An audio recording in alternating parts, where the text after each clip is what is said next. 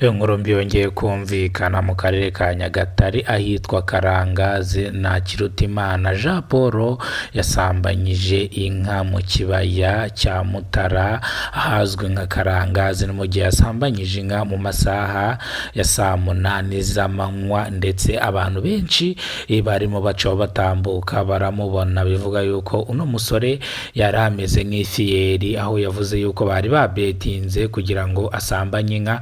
Ese uku kubetinga kwatumye asambanya inka? Bari bamuhaye amafaranga ngahe?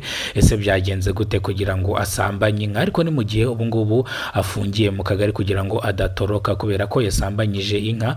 Murabizi ko icyaha cyo gusambanya gihanishwa imyaka 3, ushobora kugera ku gifungo cya burundu. Gusa gusambanya amatungo ntago barabishyiriraho igihano cyabyo, ariko nanone hari ikindi gihano kiba gihari mu gihe wasambanyije itungo ndetse rikagira ikibazo. Ugomba kubihanwa cyangwa ukabihanwa wihanukiriye. Ni mu gihe ushobora kwishyura, niba wasambanyije tuvuge ihene igapfa, ushobora kuyishyura neza cyane ugatanga n'impozamarira. Bivuze yuko iramutse ipfuye wayikuba kabiri. Iyi ni incamake y'amakuru rero ngiye kubagezaho. Amakuru nitworenzwe n'Imana Emmanuel, abanzi banze ku mazina ya Kidasamura TV. Niba rero bwa mbere ugeze kubona muyoboro, nyaboneka kora subscribe kugira ngo uzajye ubona amakuru mu gihugu cy'u Rwanda. Reka dukomereze mu karere ka Nyagatare mu murenge wa Hanga ahazwi nka Karangazi, aho umusore yasambanyije inkanga, ariko ngo bari bari muri beti. Nkuko mubibona hano turi mu kibaya ahari inka. Bivuze ko iriya nka muri kubona ifitemo amabara y'umweru niyo yasambanyijwe, ariko murabona ko iyi nka nta kibazo ifite, nta kibazo yagize. Ariko uyu musore we yavuze yuko mu gihe yarimo asambanya ino nka bari bashyizeho amafaranga angana n'ibihumbi 100. Bari babetinze ko ari abashumba bari baragiye mwa kino kibaya. Nkuko mubibona twahageze abashumba birukase, niyo mpamvu turi kubereka inka gusa ni famu nkuko muri kubibona aho ngaho namwe. Niyo mpamvu turi kubereka gutyo abashumba bose bese birukanka wasambanyije inka we yafashwe. Mu gihe rero uyu musore bari bamubetingiye amafaranga agera mu bihumbi 100 kugira ngo asambanyirije inka ku karubanda, nabikora araba ayatsindiye.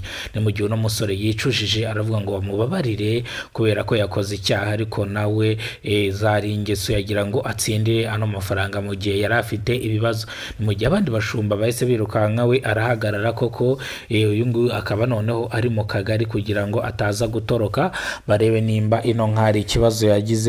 Hamagaze veterineri bayipime bareba ko ino nka ishobora no guhaka, kubera ko iyi nka iramutse hase, urumva inanga z'umuntu ziramutse zigiye mu nka, urumva ko inka yabyara ikindi.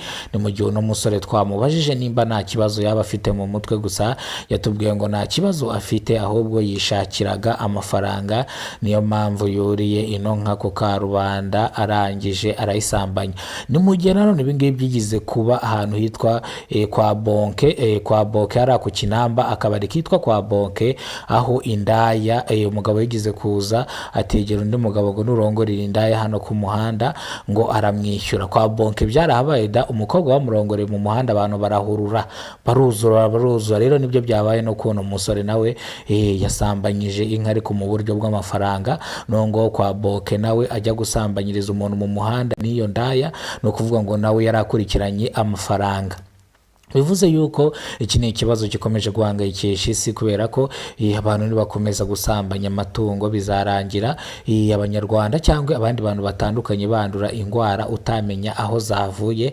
Ugasanga indwara, ugasanga usambanyije inka, ejo ugize ikibazo urarwaye urapfuye, ntibamenye icyakwishe, kumbe wasambanyije inka, ugasanga nyine uzanye izindi ndwara. Buriya rero nta muntu waremewe gusambanya inyamaswa. Niyo mpamvu Imana yaremye umugore n'umugabo kugira ngo bajye bakora ibyo ngibyo nyine mujya gushakira ku matungo. Ese nka buriya uramutse ugize nk'ikibazo, yenda itungo rikaba ryagukandagira rikakwica, ubwo wavuga ko uzize iki tutabeshye?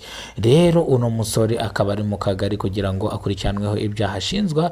Niyo makuru nabageneye yo mu karere ka Nyagatare. Uno munsi tukaba turi itariki 29 z'ukwezi kwa karindwi umwaka wa 2025. Bikaba byabaye mu masaha ya saa 8 za nimugoroba, aho uno musore yoreraga inka ku mugaragaro ku karubanda.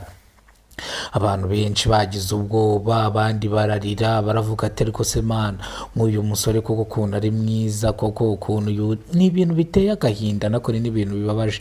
Njye mwari muri kumwe, nitwa Urinzwe n'Imana Emmanuel, abanzi banze ku mazina ya Kidasamura. Nimba ari bwo bwa mbere ugeze kuno muyoboro, nyaboneka kora akantu kitwa subscribe kugira ngo